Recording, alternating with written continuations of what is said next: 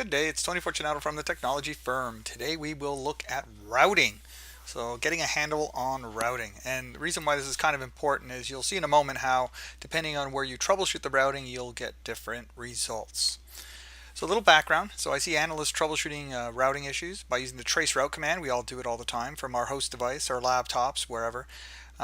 I encourage these analysts to perform trace routes from the intermediate layer 3 devices, kind of like a router, layer 3 switch, that type of thing, or higher. So it could even be a firewall, load balancers. You should test this from those types of devices as well.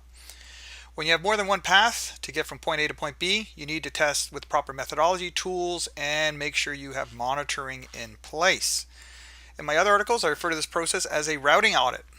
In this example, I'll show the difference between a host and router trace route.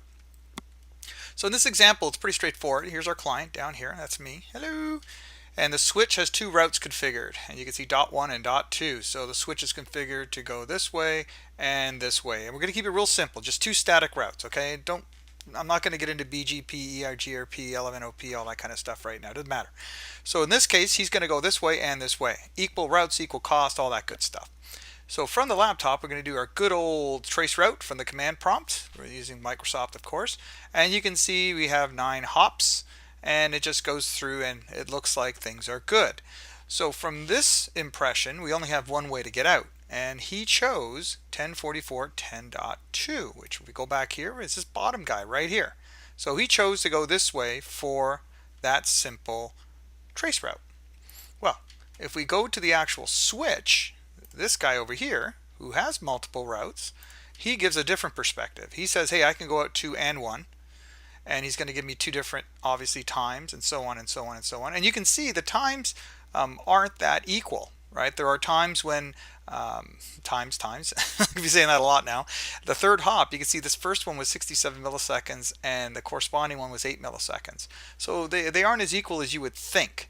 The other thing that's interesting about this trace route from the Cisco device, I did a trace route to 8.8.8.8. That is Google's public DNS. And you can see it says 8888, but the one right above it didn't get there yet. So what Cisco does, as soon as he finds it, he stops the trace route. So I don't know how many more hops this path had, this dot 2 path had. So I'm going to remove the dot 1 route from the switch, and I'm going to redo my test. And now this looks slightly different, doesn't it? Right? So this is incredibly important that you do these little steps. And the best time to do this is obviously when you do an installation, or if you're doing some troubleshooting and you're able to make these changes. You obviously don't want to do this on live systems and impact your users, but this is something you should have in the back of your head. And you can see it says, hop 1, hop 2, hop 3. And after hop 2, you can see I got 118 milliseconds, 218 milliseconds, 243, so on, so on, so on. So things get slow after the second hop.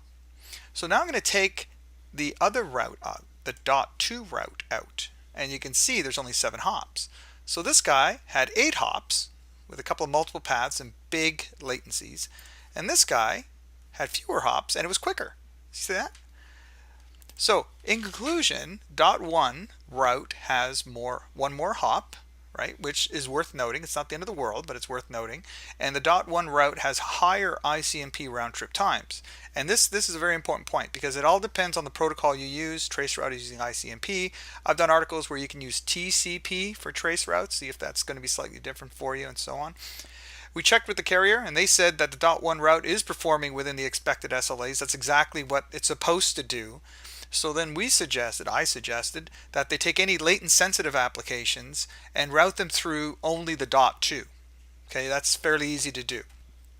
Things like you're going to think of video and voice, that's pretty straightforward, but there was a lot of other latent sensitive applications you might not have thought of. For example, security based applications, SSH, TLS, HTTPS, that sort of thing. Even some VPN clients don't like highly latent links. So this is a great little exercise to go through when you can on the devices at work and see what you get. So hope that helps. Have a good day. Bye for now.